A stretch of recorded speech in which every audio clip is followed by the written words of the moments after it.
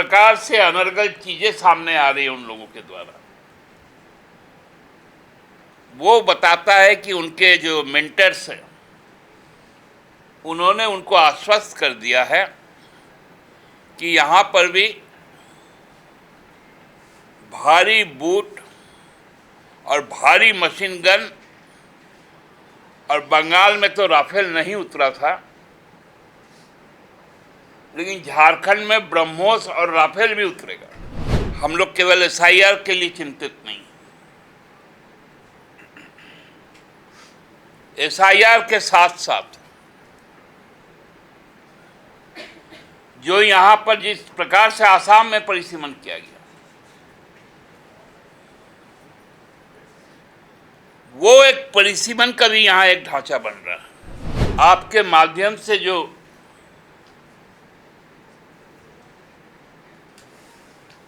SIR में लगे BLO और माइक्रो ऑब्जर्वर दोनों को सचेत करना चाहते हैं कि बंगाल जैसी गलती ना करें। यह पॉलिटिकल कॉलोनियल सिस्टम से निकला हुआ स्टेट है, राजनीतिक औपनिवेशवाद से निकला हुआ, संघर्ष किया हुआ राज्य। इस राज्य का निजाम भी अलग है और इस राज्य का मिजाज भी अलग है। इसको सामने में रखते हुए माननीय चुनाव आयोग अपनी कार्य योजना तय करे। बहुत बहुत धन्यवाद। सरकार को चोरी होते हुए देखा, सरकार की डकैती होते हुए देखा, लेकिन अब वोटर की चोरी और वोटर की डकैती ये होते हुए भी हम लोगों ने बंगाल में देखा। मैं बंगाल चुनाव के बाद जिस दिन 4 तारीख को फलाफल आ रहे थे, उसी वक्त आप लोगों को 4:30 बजे के लगभग मैंने कह दिया था कि वहाँ पर का जो चुनाव है वो अवैध है, असंवैधानिक है और लूटा हुआ बहुमत है। कहीं ना कहीं उस दिशा में कल माननीय उच्चतम न्यायालय ने एक इशारा कर दिया।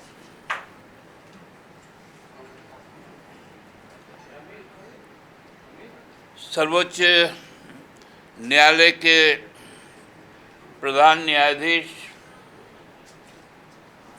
जस्टिस सूर्यकांत जी और उनके साथ वरिष्ठ न्यायमूर्ति बागची जी ने जिन बातों की टिप्पणी की, वो ये साफ दर्शाता है कि बंगाल में चुनाव नहीं हुआ। बंगाल में सेना के द्वारा, अर्धसैनिक बलों के द्वारा लोकतंत्र को लूट लिया गया। जब वहां पक्ष रखा गया टीएमसी के द्वारा कि जहां का रिजल्ट, जहां से डिलीशन कहीं 10,000 हुआ तो कहीं 1,20,000 तक हुआ, वहां पर जो चुनाव का मार्जिन है वो कहीं 500 है तो कहीं 15,000 है,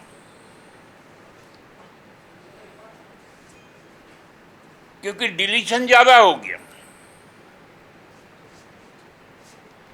90 लाख डिलीशन हो गया।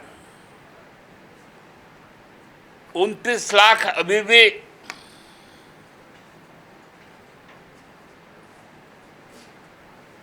जिनका वोटर्स एडुकेशन में हुआ,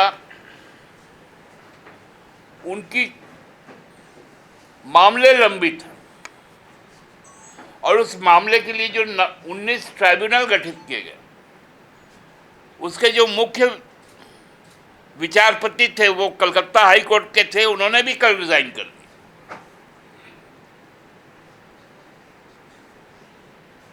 जहां चुनाव आयोग का पंचलाइन है, नो वोटर्स लेफ्ट बिहाइंड, एक भी वोटर छूटे नहीं, वहां पर 90 लाख और 29 लाख, लगभग 1.25 लाख से भी ज्यादा, 1.25 करोड़ से भी ज्यादा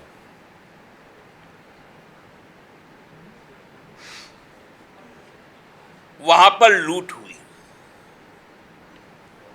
और मैंने ये भी पहले कहा था कि आप देखेंगे कि तृणमूल और कांग्रेस के बीच में थोड़ा यदि पीछे जाके आपको याद होगा तो जो वोटों का अंतर होगा वो 27 लाख से 29 लाख का ही होगा। ये भी मैंने 4 तारीख को कहा था और यही फैक्ट, क्योंकि ये मैथमेटिकल प्रूव्ड है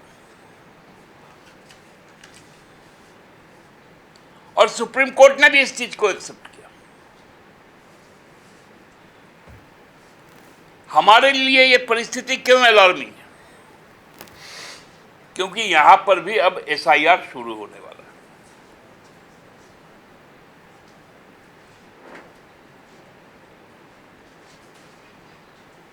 एक खाका बना लिया गया है कि जो भाजपा को वोट नहीं करेगा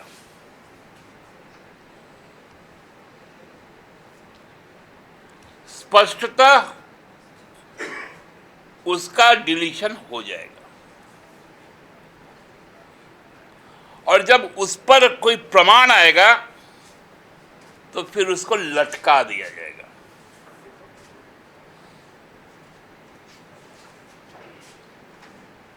ये एक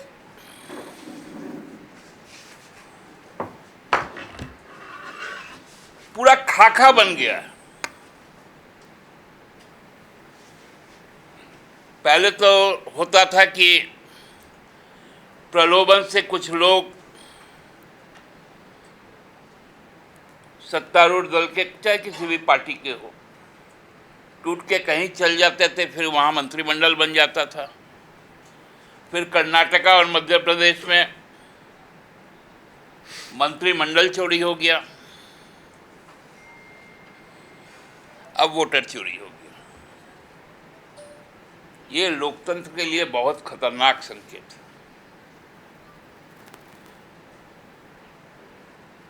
हमें लगता है कि झारखंड में भी इसका प्रयोग करने की प्रबल संभावना है। क्योंकि जिस प्रकार से बुरी तरह से हताश और निराश आज भाजपा है, खासकर झारखंड में, और जिस प्रकार से अनर्गल चीजें सामने आ रही हैं उन लोगों के द्वारा, वो बताता है कि उनके जो मेंटर्स हैं उन्होंने उनको आश्वस्त कर दिया है कि यहाँ पर भी भारी बूट और भारी मशीन गन, और बंगाल में तो राफेल नहीं उतरा था, लेकिन झारखंड में ब्रह्मोस और राफेल भी उतरेगा।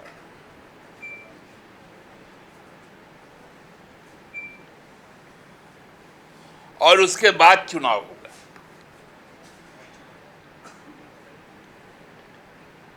हम लोग केवल एसआईआर के लिए चिंतित नहीं,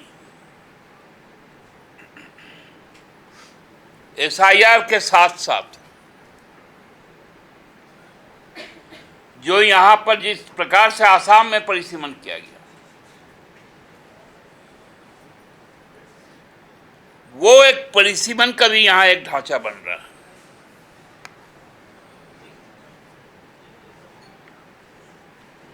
सीटें तो नहीं बदलेंगी, संख्या तो नहीं बदलेगा, लेकिन अपने अनुरूप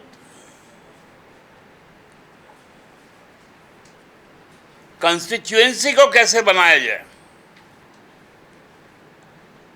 इसका भी एक ड्राइंग बन रहा।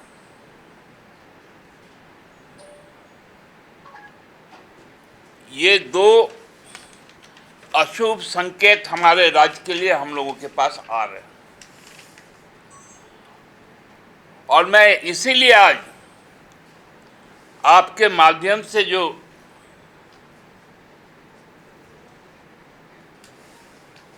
एसआईआर में लगे बीएलओ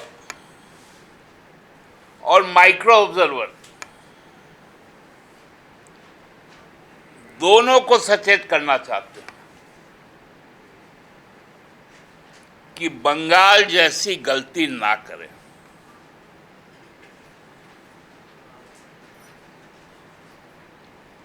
और चुनाव आयोग को भी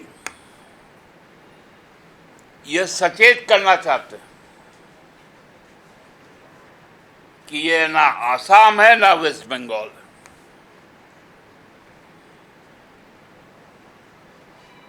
यह पॉलिटिकल कॉलोनियल सिस्टम से निकला हुआ स्टेट है, राजनीतिक औपनिवेशवाद से निकला हुआ संघर्ष किया हुआ राज्य। इस राज्य का निजाम भी अलग है और इस राज्य का मिजाज भी अलग है।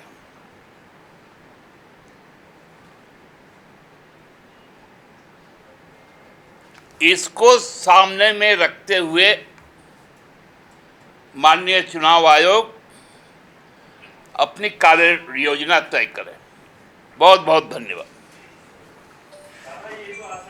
जहां 27 वर्षों के सफर में 17,000 से भी अधिक छात्रों ने डॉक्टर एवं इंजीनियर बनकर भरे सफलता की ऊंची उड़ान, जहां साधारण छात्र भी झारखंड टॉपर्स बनकर बना रहे इतिहास। दूरदर्शी शिक्षाविद श्री विपिन सिंह के मार्गदर्शन में मेडिकल एवं इंजीनियरिंग के लाखों छात्रों के लिए आशा की किरण के रूप में गोल नेशंस लीडिंग इंस्टीट्यूट। प्रॉब्लम हो गया और सडनली हो गया, अचानक हो गया। तो Jeevan Jyoti super specialist hospital में एडमिट करके इनका एंजियोग्राफी कराया। एंजियोग्राफी करने के बाद वो अपना रिपोर्ट दिया कि इनका 95% प्लस ब्लॉकेज, स्टेंट से काम नहीं चलेगा, इनको बाईपास करना ही पड़ेगा। तो कबीर हर्ब है, जब यहाँ पहुँचे फर्स्ट टाइम में इनको दिखाया तो माशाल्लाह रिपोर्ट बहुत बढ़िया है। 1 सप्ताह अंग्रेजी दवा चलाना है, उसके बाद दवाई बंद कर देना है।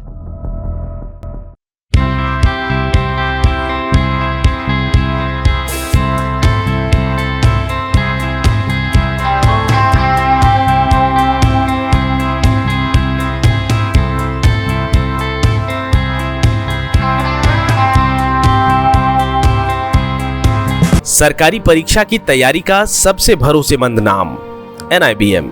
अच्छा कोचिंग ढूंढ रहे थे तो फिर गूगल में ही बताया कि यहाँ का रेटिंग भी बहुत अच्छा था। पुरुलिया से आए हैं यहाँ पर कोचिंग करने के लिए। NIBM के बारे में मेरे एक भैया हैं जो पिछले साल ही बैंकिंग यहीं से प्रिपरेशन किए और इस बार IBPS PO में सिलेक्शन लिए। मेरा अभी फाइनल सिलेक्शन हुआ है RRB PO में, उत्तर बिहार ग्रामीण बैंक में। मेरा फाइनल सिलेक्शन RRB PO में हुआ है। NIBM, thefollowup.in.